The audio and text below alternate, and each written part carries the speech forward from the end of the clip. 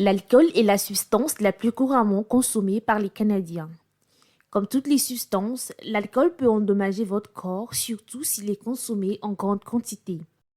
Le terme alcool désigne toute boisson fermentée ou distillée qui contient un composé chimique organique appelé éthanol. Les boissons alcoolisées fermentées telles que la bière et le vin contiennent des quantités plus faibles d'alcool, généralement entre 2 et 20% d'alcool par volume, tandis que les boissons alcoolisées distillées telles que les spiritueux et les liqueurs en contiennent 20% ou plus.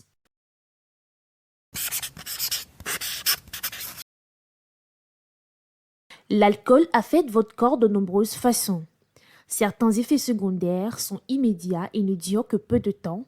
D'autres peuvent survenir au fil du temps et affecter de manière significative votre santé et votre qualité de vie. Lorsque vous buvez un verre, l'alcool est absorbé par la paroi de l'estomac et de l'intestin et envoyé au foie pour y être traité. Une des nombreuses tâches du foie est de filtrer les toxines de votre sang. Chaque fois que votre foie filtre l'alcool, certaines cellules du foie sont détruites. Votre foie a la capacité de développer de nouvelles cellules, mais la consommation excessive d'alcool pendant plusieurs années peut réduire la capacité de votre foie à se régénérer. Cela peut entraîner des dommages permanents à votre foie.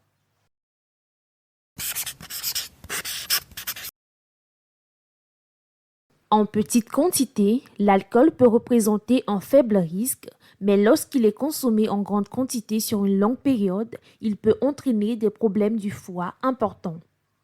Les dommages que l'alcool peut causer à votre foie dépendent de la quantité d'alcool que vous consommez et de vos habitudes de consommation.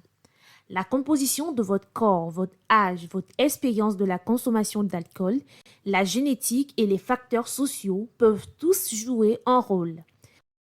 Par exemple, les femmes absorbent plus d'alcool dans chaque verre que les hommes et ont tendance à être plus sensibles aux lésions du foie liées à l'alcool.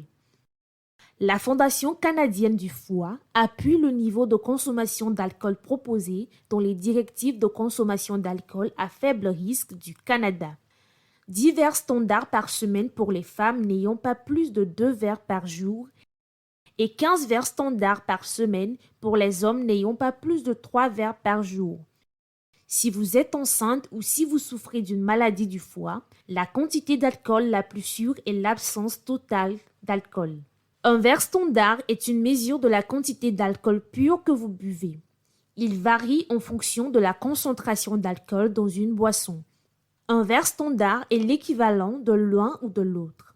341 ml ou 12 onces de bière, 341 ml ou 12 onces de cidre ou de vin panaché, 142 ml ou 5 onces de vin, ou 43 ml ou 1,5 onces de spiritueux.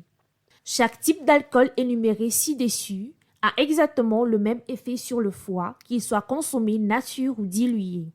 Les spécialistes du foie soulignent que c'est la quantité d'alcool qui est importante dans le type.